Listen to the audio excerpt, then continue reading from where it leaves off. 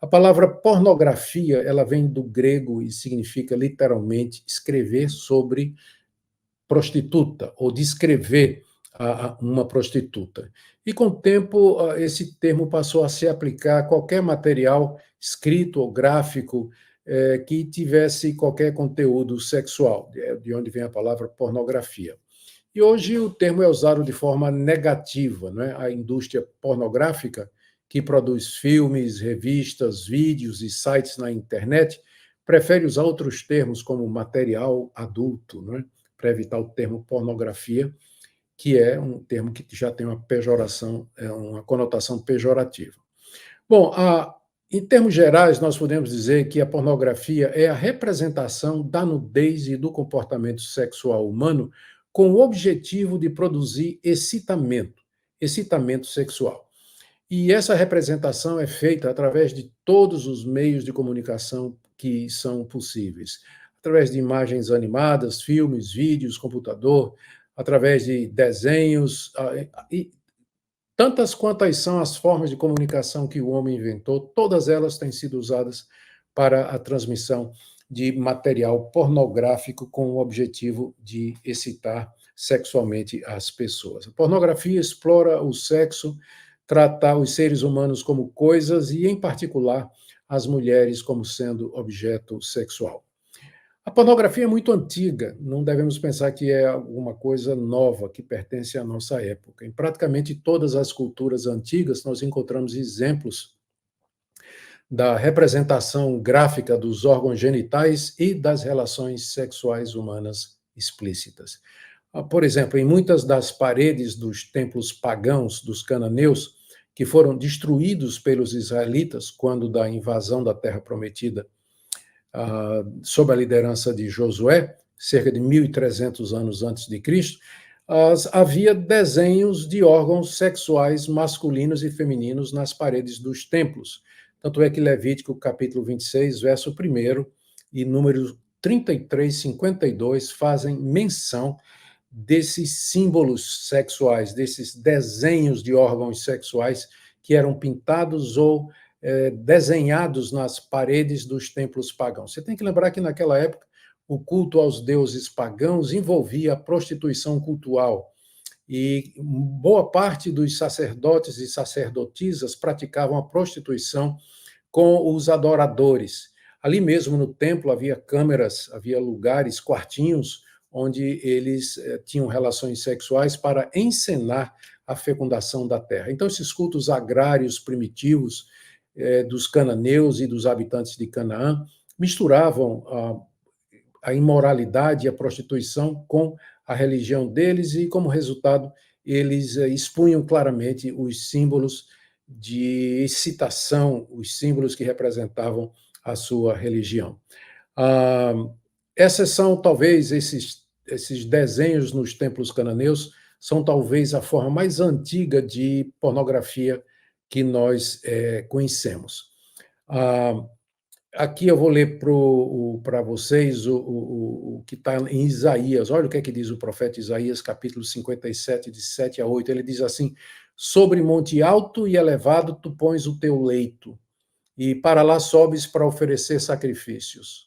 Detrás das portas e das ombreiras pões os teus símbolos eróticos, puxas as cobertas, sobes ao leito e o alarga para os adúlteros. Dize-lhes as tuas exigências, amas-lhes a coabitação e lhes miras a nudez. A linguagem aqui, eu estou citando aqui a ARA, né? Almeida Atualizada, e a linguagem é um pouco difícil, mas em linhas gerais o profeta Isaías está comparando a nação de Israel, na sua busca desenfreada da idolatria, às orgias dos cananeus, e que era excitada pelo que Isaías chama dos símbolos eróticos, exatamente. Como eu disse, essa é uma das formas mais antigas de pornografia que nós temos conhecimento, e é citado lá na própria Bíblia.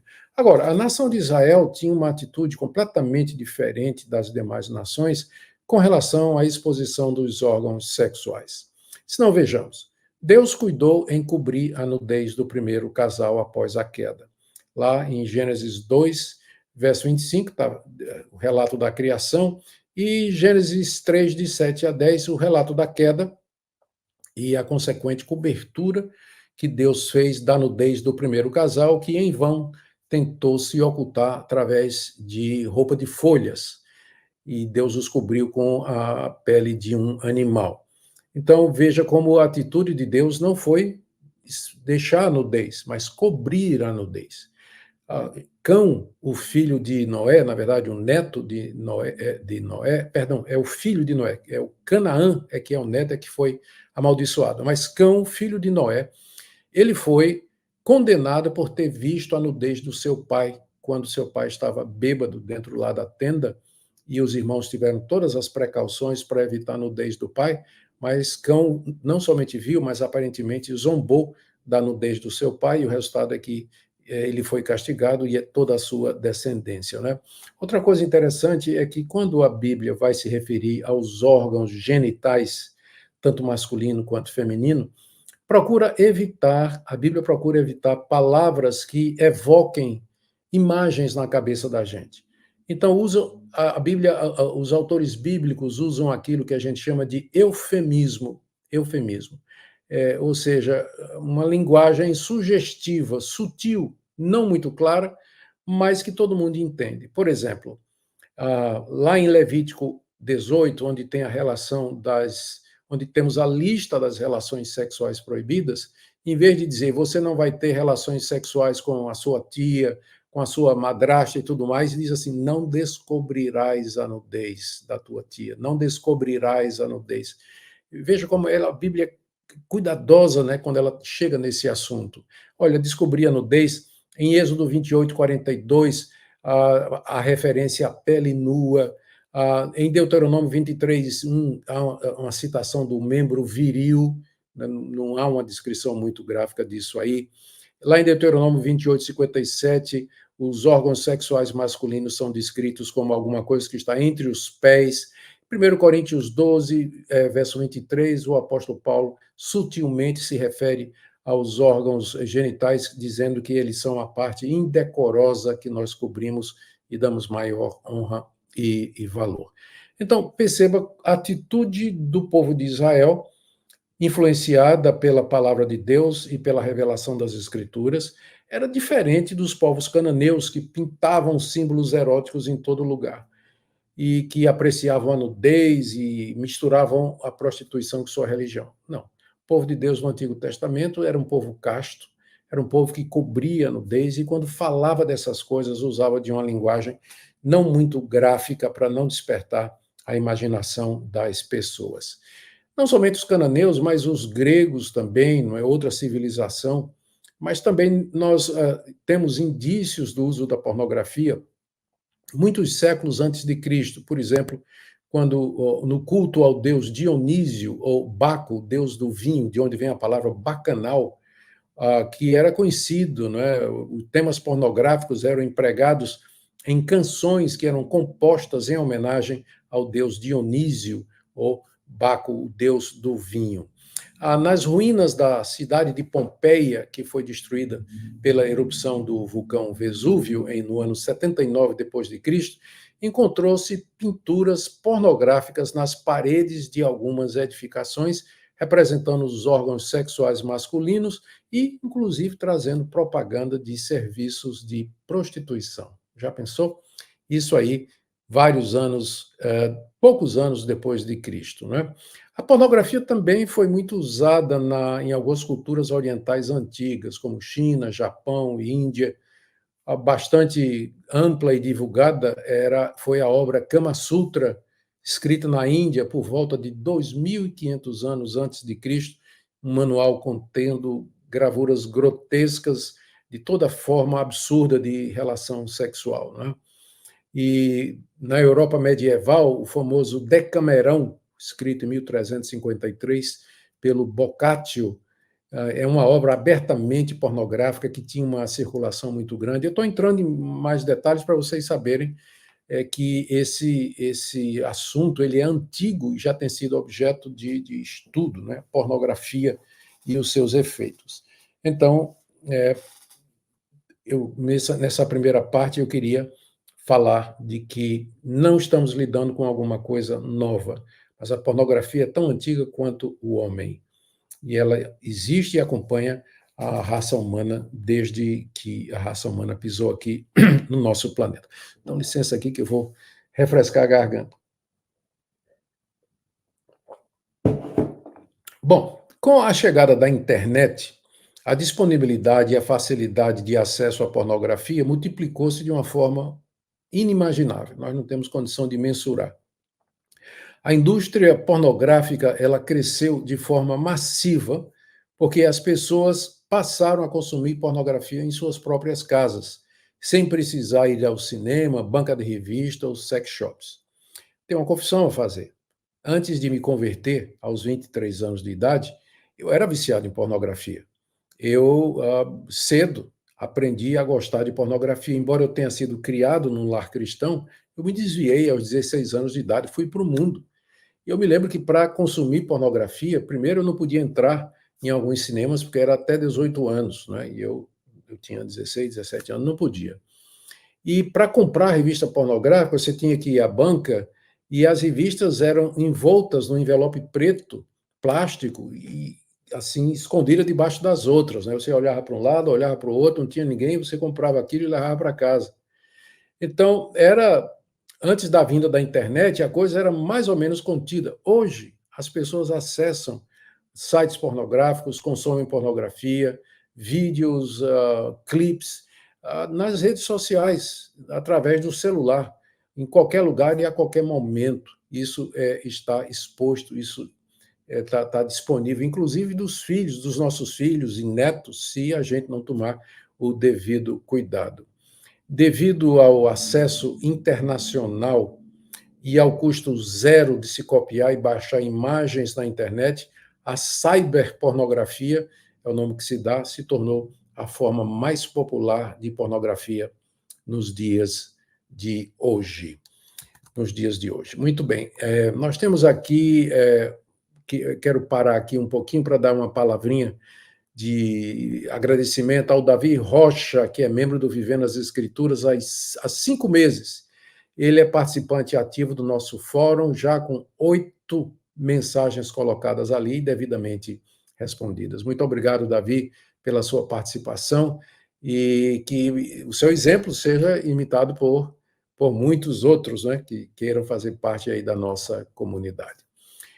Gente, eu vou seguir agora uma classificação que é feita sobre pornografia com o objetivo de esclarecer alguns pontos, vocês verão. A pornografia ela não é uma coisa uniforme, mas ela tem diversas categorias e essa categorização é feita pelos estudiosos do assunto. Primeiro, eles se referem à pornografia softcore, da palavra inglesa soft, que é mais suave, é brando, que se refere a material pornográfico que apresenta imagens de nudez e cenas que apenas sugerem a relação sexual. Depois tem a hardcore, a palavra hard quer dizer duro, severo, que aí é aquele material que contém representação explícita dos órgãos genitais em cópula e das relações sexuais de todo tipo.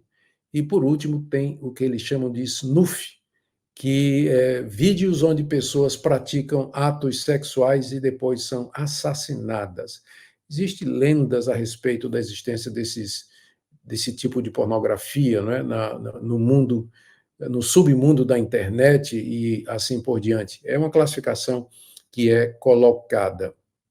A pornografia infantil, aqui é outra qualificação, é a representação, sob qualquer forma, de criança em ato sexual implícito ou explícito, simulado ou real, ou qualquer representação dos órgãos sexuais da criança para fins sexuais. Isso aqui é a definição que eu estou tirando das leis brasileiras. Isso aqui não fui eu que inventei, é assim que é definido a pornografia infantil. Então, e da cadeia, dá problema sério mesmo, né? E a gente fica imaginando, né, como que alguém pode se excitar com isso, né? Bom, e também aqui tem uma outra classificação, que é a chamada erótica, que algumas feministas, algumas militantes do feminismo, elas fazem uma distinção entre pornografia, que é a sujeição e a degradação da mulher através de imagens que apresentam o homem dominando e humilhando a mulher sexualmente, e a erótica, que é a representação sexual do homem e da mulher em posição de igualdade e de mútuo respeito. Então, as feministas são contra pornografia, porque nela, geralmente, a mulher é humilhada, mas elas não são contra a erótica, onde homem e mulher são apresentados como sendo parceiros iguais, não tem ninguém humilhando o outro, né? É uma distinção que elas fazem para, por um lado, justificar o feminismo, mas, por outro, está aberto também para consumirem a pornografia. Apesar de todas essas qualificações que nos ajudam a entender melhor o assunto e perceber as diferentes formas como as pessoas entendem a pornografia, todas estas coisas, todos esses tipos que nós mencionamos aí, têm em comum a exposição pública da nudez e das relações sexuais humanas com vistas ao despertamento sexual indiscriminado. Por esse motivo, os cristãos não devem se deixar iludir por essas distinções, como se alguma forma de pornografia fosse menos errada do que outra. Bom, com relação à situação legal da pornografia, que é interessante, as sociedades elas vêm debatendo há muito se o material pornográfico deveria ser censurado e também como fazer a distinção entre nudez artística e pornografia e a realidade das consequências sociais e psicológicas da pornografia. A pornografia infantil ainda é considerada ilegal na grande maioria dos países. Como já vimos antes, a legislação brasileira define pornografia infantil como sendo cena de sexo explícito ou pornográfico envolvendo criança ou adolescente. A pena de reclusão é de 1 a 4 anos para a produção e publicação da pornografia infantil. Esse é o nosso país, não é? E também no nosso país, bem como na maioria dos países, a pornografia softcore, ela geralmente é permitida em todo lugar. A hardcore, da mesma forma, mas com algumas restrições. E a maioria dos países tenta restringir o acesso de menores à pornografia, especialmente aquela que eles chamam de hardcore, não é? Permitindo a comercialização somente em sessões adultas de videotecas e TV a cabo e assim por diante. Embora hoje, com o celular, isso aí já se tornou impossível de conter, né? Não tem mais limite, não tem restrição absolutamente nenhuma. Todos esses esforços se mostraram ineficazes com o passar do tempo. Esses esforços de restringir o acesso da população em geral às formas de pornografia, especialmente aquelas consideradas as mais danosas, não é? Por causa da grande disponibilidade desse material na internet. A maioria dos países ocidentais tem restrições à pornografia que envolva violência e bestialismo, que é sexo com animal.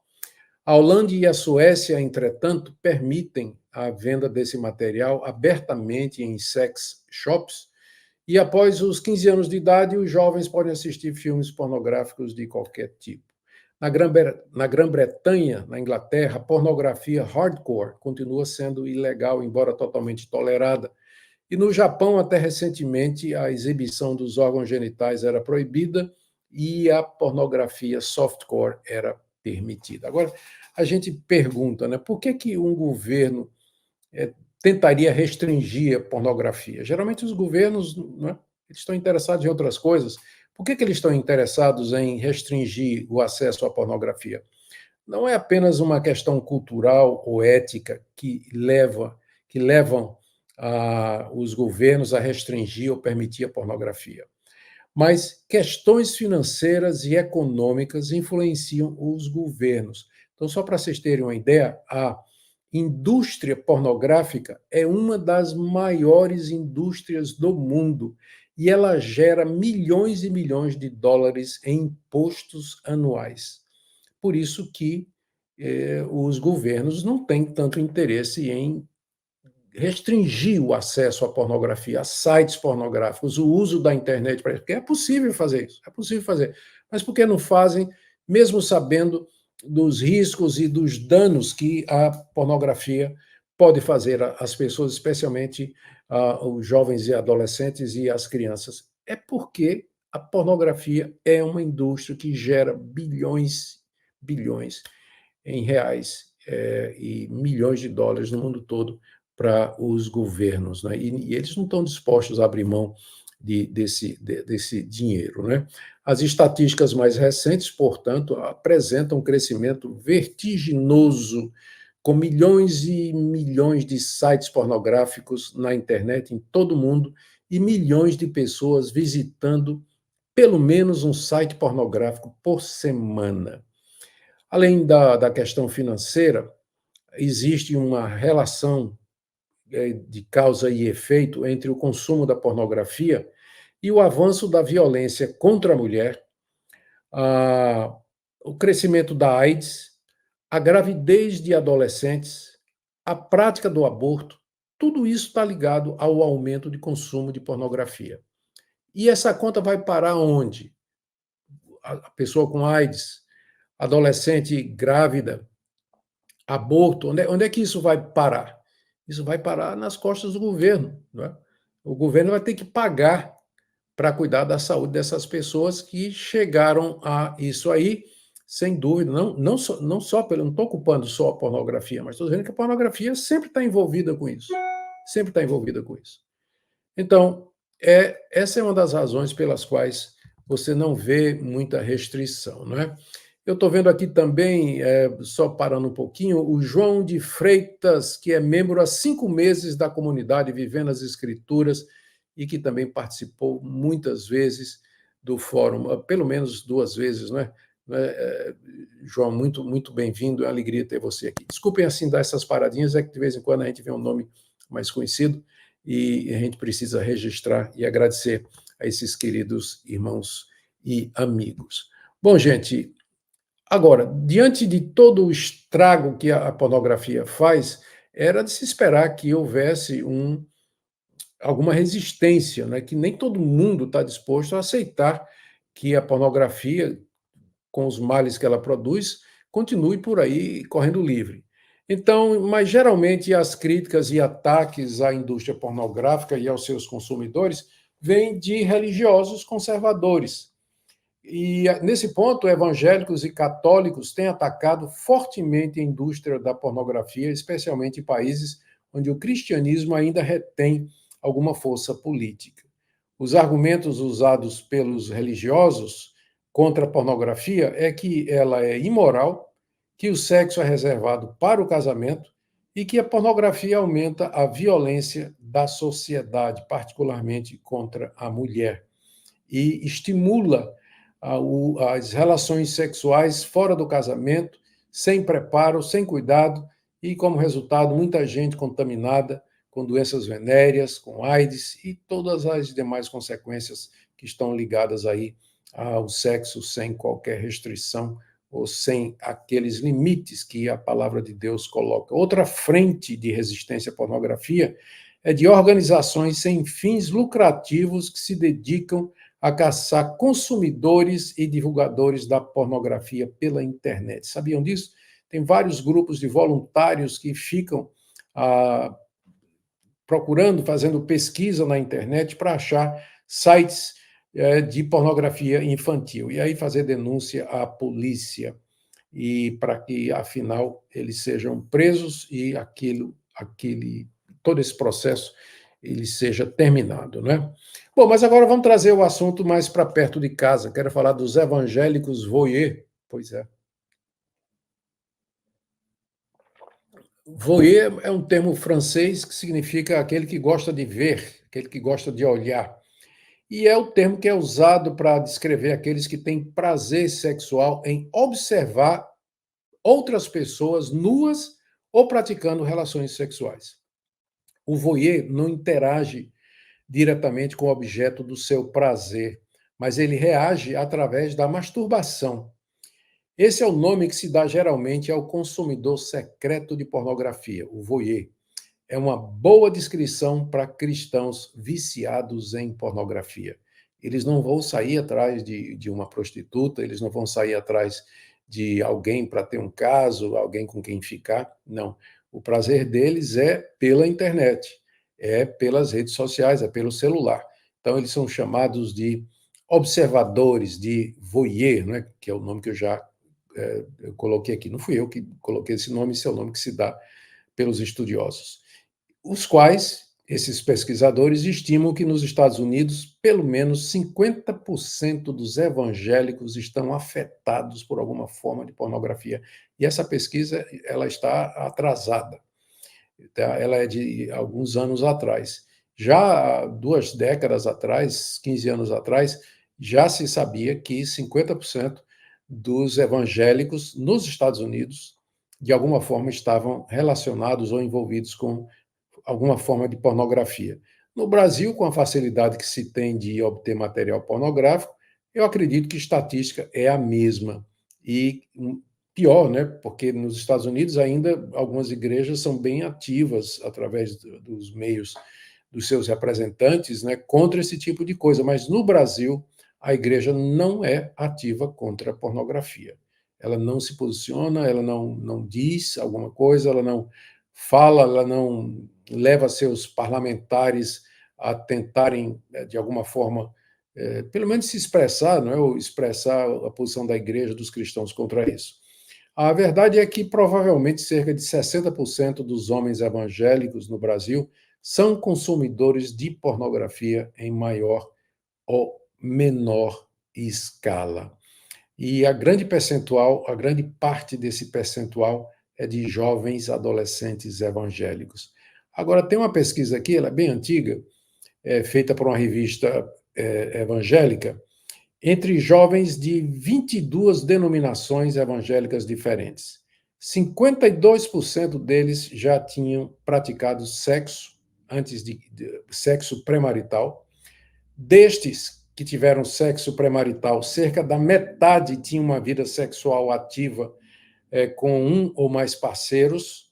A idade média em que o jovem evangélico perdia a virgindade é de 14 anos para os rapazes e de 16 anos para as moças. Eu tenho quase certeza de que essas datas elas são mais baixas hoje, né? Como eu disse, isso aqui é uma pesquisa que foi feita há algum tempo atrás. Gente, é mais sério do que a gente pensa. E é lamentável que pouco se fale sobre isso. Muitos cristãos envolvidos, escravizados a esse hábito pecaminoso, que fere a consciência, que tira a nossa liberdade de orar, entristece o Espírito Santo, nos faz sentir culpados, como eu disse, não é? Antes de conhecer a Cristo, aos 23 anos de idade, eu passei por eu era de fato viciado. Não vou dizer para vocês que eu me libertei no dia que me converti. Levou tempo, muita luta, muito choro, muito sofrimento, angústia, culpa. Até que, pela graça de Deus, essas coisas ficaram para trás. Mas é uma luta que precisa ser enfrentada e você não pode desistir dela. Você não pode parar. Porque quanto mais você se envolve nisso, mais difícil vai ser você se livrar e vai afetar seu casamento, o seu relacionamento com outras pessoas, a maneira como você olha para as mulheres. Você não vai ser capaz de olhar para uma mulher de maneira inocente, você sempre vai estar imaginando alguma coisa, e outras coisas que eu vou mencionar mais adiante, quando a gente for conversar com o nosso pessoal do Vivendo as Escrituras.